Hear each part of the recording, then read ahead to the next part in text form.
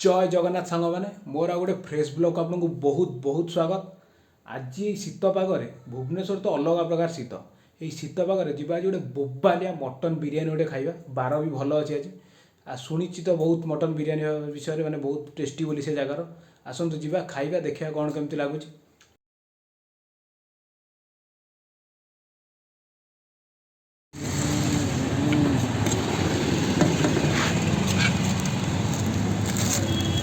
भल भल पी देखी दियो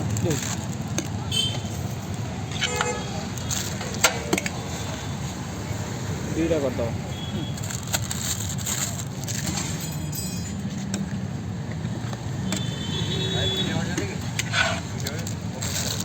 हाँ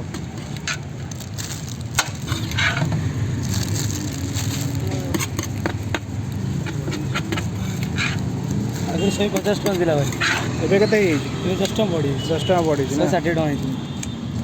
देखो सब जिन बढ़ला बेलू केमती आनियो कहले वर्ष रेट बढ़ुଛି 150 ହେଲା ବର୍ଷେ ହେଲା ବିକୁଥିଲି ଏବେ 160 ଟଙ୍କା ନା ପଡିଛି ତେଲ ମସଲା ସବୁ ତ ବଢୁଛି ନା ସେଥିରେ 10 ଟଙ୍କା ବଢେଇଛି କଷ୍ଟମର ହିସାବରେ ପିଏସ୍ କ୍ୱାଣ୍ଟିଟି ଭାଇ ସମାନ ରହିବ।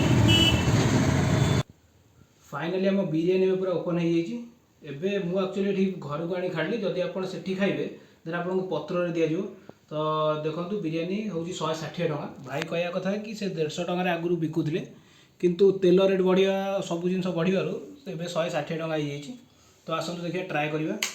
160 टकर 1 2 3 पीस मटन देइचंदी आ ये गोटे छोट पीस गोटे देइचंदी तो आसतु ट्राए करवा केमती होइची।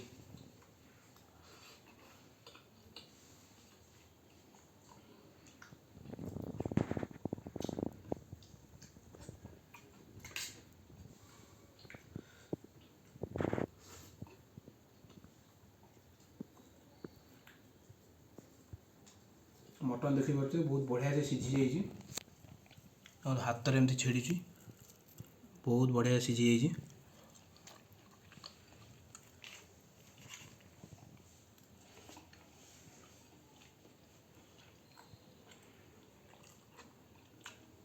आई जो चर्बीटा दौरान एटा बहुत भल हो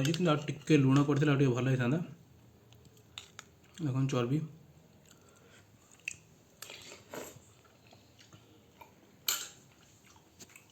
150 टका तो बहुत भल होती कौन जी आसुँच निश्चित आस ट्राए करूँ एक्चुअली बहुत भल होती बहुत ही बढ़िया टेस्ट देख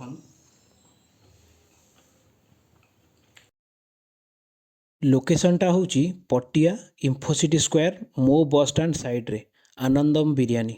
आसतु आ निश्चित थरे ट्राए करूँ। रहुची जय जगन्नाथ।